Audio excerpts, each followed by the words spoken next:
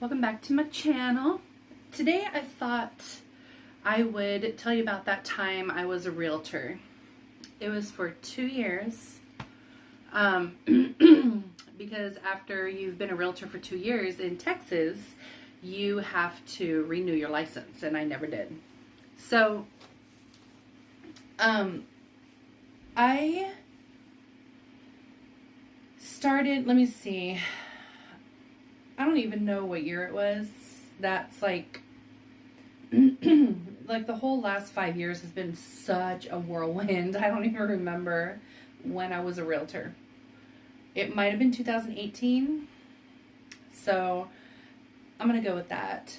But I took classes for about 6 weeks and then took my test. But before I took my test, I did like so many online practice tests because I wanted to make sure that, and they allow you to do these practice tests and from like previous years. So like every year they change the test up just a little bit. So I did like 3 or 4 practice tests from like the last couple years, and I was never able to get over like 80% on any of them. And because they were really hard, but I swear they made the practice tests way harder than the actual real estate exam, because I went to take that and like I flew through it so fast that I was like, there is absolutely no way that I passed this test. I went through that so fast. How did that even happen? And sure enough, I passed it. I only got 1 question wrong. So if you were wanting to do anything where you have to, you know, take classes for a little while and then get an exam to get, or do an exam to get a license, definitely, if you have the option to do like pre-tests, definitely take that option, even if you have to pay for them, because I really think that was what prepared me for the entire exam. Anyway, so I got my license. Yay, I was so happy. Like, I had my real estate license. How amazing is that? And I could not wait to start selling houses. I started with this little boutique real estate firm first, and they just really didn't do much for me, but I don't think it was all their fault. They were in the middle of moving offices. So at this point, when I started with them, they were all working from home, and they were building up, they were, you know, renovating, there you go, this office space so that they could move all of their offices in there. And I was like, oh, that's so cool. I'll have my own office, someplace to come and work, you know. But that never happened. They just kept postponing it. And after like 7 months, I was like, you know what? Why am I even paying them? Oh, yeah, because you have to pay your broker every month to be your broker. You have to pay them. And it's not cheap. I know $100 a month doesn't sound like much, but when you're not getting any real guidance and you're not really, they're just not doing much for you because they're so focused on all this other stuff. Like, why was I even paying that, you know? So I moved on from them and I went to a different real estate firm, one that, it was a little bit different. So I did not have to pay monthly, which was amazing because I was very, I was not into paying monthly. Because there's so many fees that are involved in being a realtor, at least here in Texas. That's all I can talk about. I don't know about anywhere else, but there's so many fees. You have to pay to be in the association. I had to pay for my test. I had to pay for my license. I had to pay for my schooling. Like, you pay for so much. And so I was tired of paying. Who's not, right? So all I did was I found another firm that was better a better fit for me because I didn't have to pay monthly. There was just a little bit of a percentage taken out of each sale. There always had been even for the other one. I paid them monthly and they still took a percentage out of every sale. But this one didn't do that. You don't pay monthly, but he takes a little bit of a higher percentage from every sale, and that's fine. That's how I wanted it to be anyway, because when you sell a house, you make quite a good amount of money.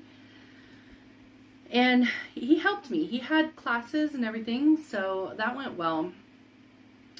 So I was able to, so I had one client who needed to rent a place for a little while, and I was able to find her a place to rent, and a place that allowed pets and was nice and big. This was actually a really nice looking condo. So the outside looked very industrial. It was so cool. It looked like a giant shed, honestly. It really looked like a big industrial shed. It was all metal. It did not look homey at all. But you go inside and it's like this amazing condo. Like, it was very regal. It was very regal. 2-bedroom. It had a really nice galley kitchen. It was very cute.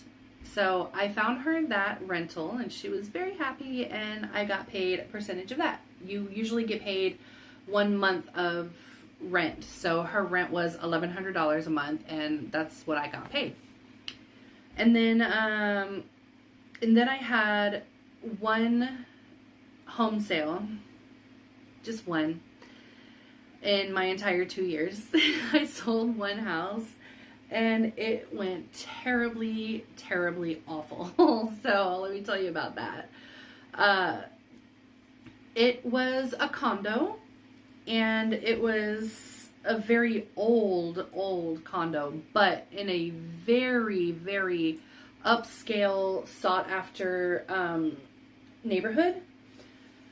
And so I figured I could definitely sell this place for, quite a lot. So we actually priced it at close to $400,000 for a condo. It's crazy, but in the area that it was in, it was actually I won't say fair, but there are tons of condos and apartments and stuff that you would be surprised how much they actually cost to live in that area of town. So after, a few weeks, we took it down, which I wanted to do in the first place, because I kept telling this woman, no, you can't, it's never going to sell for that. It's never going to sell for that. And she never listened. So we finally brought it down to $350, and we got quite a bit of interest. So people were walking through, they were looking at it, and we have to be upfront and tell them what's wrong. So I had to tell them that the AC was leaky. I had to tell them that the pipes were not the best, and this and that and the other had to be replaced. But it was an older building, so it shouldn't have been that surprising, But months went by, and I did not get an offer at all. Not one offer. And we kept lowering the price, and I think it finally got down to like $300,000. And somebody called and put in an offer. A very, very low offer, because he was an investor and he wanted to buy the property to fix it up and either resell it or rent it out. But he was paying cash. So that was a good thing. I eventually just convinced her to sell for that. I'm like, we can wait. That's an option. We can wait. Maybe you'll get a better deal, but in the meantime, it could take months and you're still paying on this place and, a rental place that you had to get because she had moved out of that place. I was like, you could take this offer now and, you know, not have to pay on this anymore. You walk away. She walked away with a pretty good amount of money from the sale of that house. And so it wasn't too terrible, but it was definitely a lot less than what she could have gotten. And it was right after that I decided I no longer wanted to be a realtor, because shortly after that I did go see a bunch of people who said that they were interested in selling their house, but they weren't really interested in selling their house. What they wanted was to know, like, what they could sell their house for and how I would be able to do that. But it's funny because a lot of people will call a realtor out and be like, I just want to know how much you could sell my house for if we were going to put it on the market, blah, blah, blah. And there's a lot of research that goes into it. So don't do that unless you're actually going to sell your house, because there's a lot of research that we have to do with the surrounding houses, the neighborhood. We have to factor in the crime rate and the school district. We have to factor in so much stuff to figure out what we're going to sell each house for. So yeah, a lot of people would call me out and ask me that kind of thing and then like not be interested at all. So that was really depressing. And then I got tired of people wanting to go look at houses on the weekends, but not being interested at all, it seemed, in buying any of these houses. And that threw me off. But then I talked to my broker and he's like, yeah, people just want to look at houses for sale and they need a realtor to get into these houses for sale. But they're not really looking for a house. You just got to be able to weed them out. And I was too new and I didn't know how to weed those people out. And so I was the sucker who was showing people like 4 houses every day on the weekend. And these people didn't even want to buy a house. They weren't even interested in it. So I figured out how to finally be like, I'll show you 2 houses today. That's it. I will show you 2 houses. And because we technically, realtors work for free until we make a sale or we have that buyer.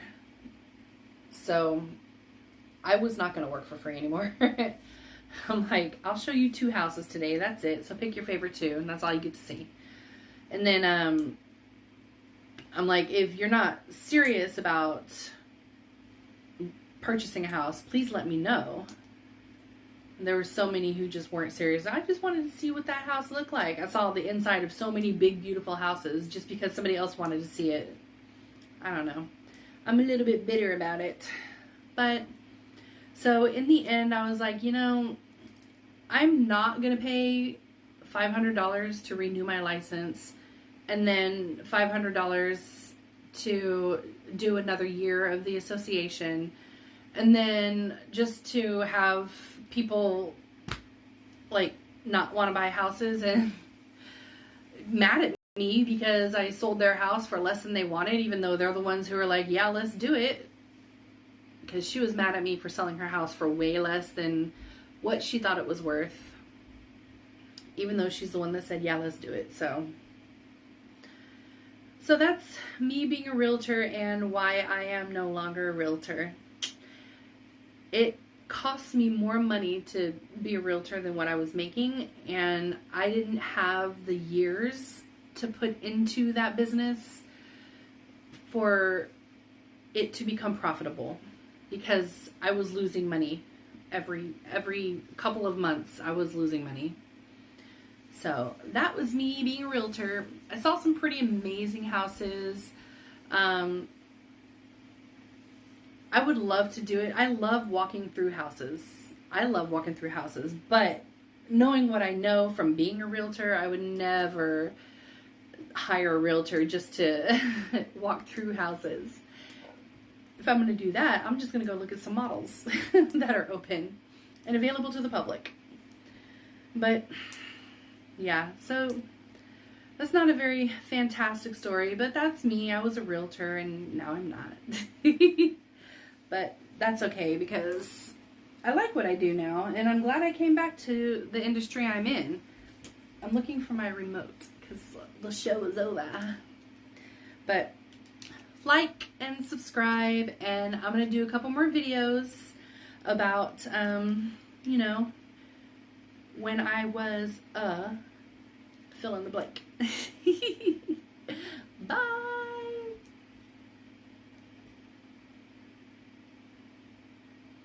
It's still going.